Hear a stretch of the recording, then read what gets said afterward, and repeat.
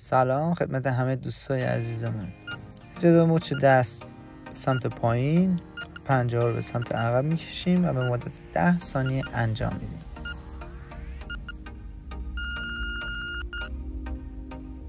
خوشحال میشم کانال ما لایک، سابسکرایب و گزینه زنگوله رو بزنید. حرکت بعدی، کف دست به سمت جلو، پنجه ها به سمت بالا و به عقب میکشیم و این کار به مدت 10 ثانیه انجام میشه.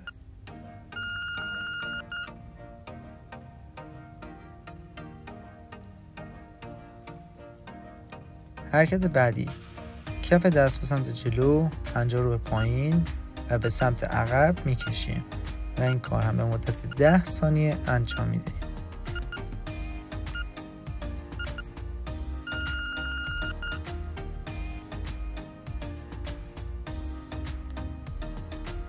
حرکت بعدی، کف دست ها به هم چسبیده و به سمت بیرون و داخل هدایت میکنیم.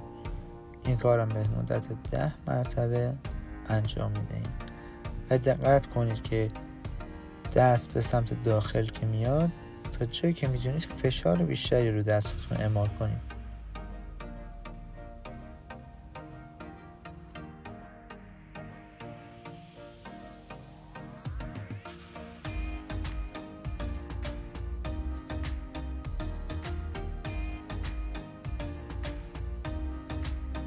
حرکت بعدی، تیغه دست به سمت جلو، از پایین از سمت پنجه ها به سمت عقب میکشیم و این کار هم به مدت 10 ثانیه انجام میدهیم.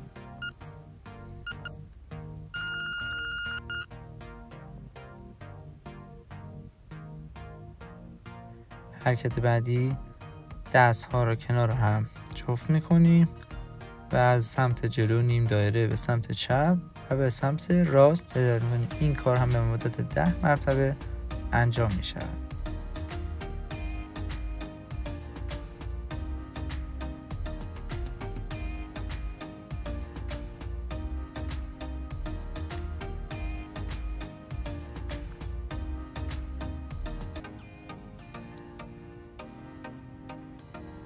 حرکت بعدی، پشت دست ها روی زمین، 10 مرتبه سمت عقب فشار میاریم.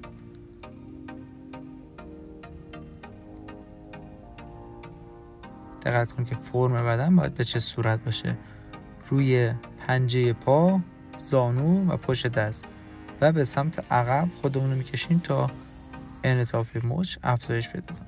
دقت کنید که فرم بدن به سمت عقب و یه نشست کوچیک داره.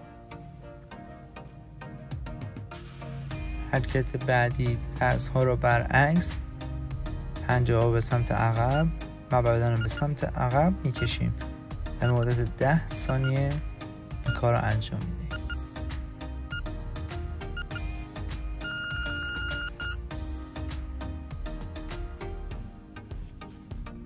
حرکت بعدی، دست ها کنار هم قرار گرفته و به سمت چپ و راست 10 مرتبه این کار رو انجام میدهیم.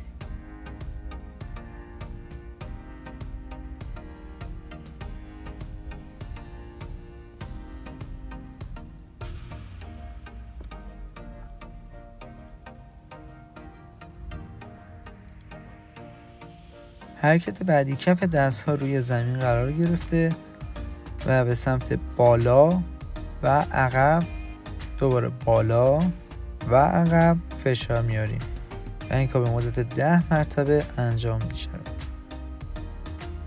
دقت کنید که بدن به سمت جلو میاد روی پنجه ها و عقب میره کف دست.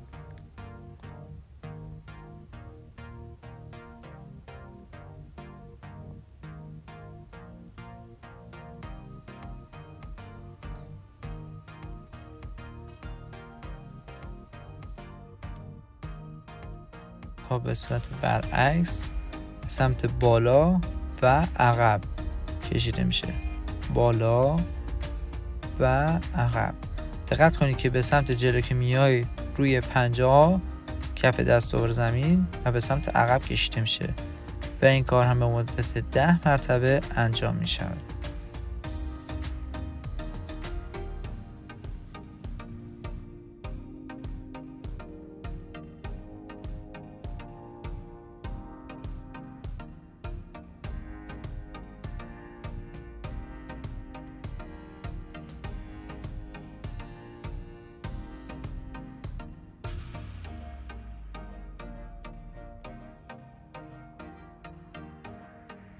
تو این حرکت دست ها کنار پاها قرار گرفته به صورت صاف و پنجه رو به سمت جلو و بدن رو به سمت جلو هدایت میکنیم. این کار هم به مدت 10 مرتبه انجام میشه.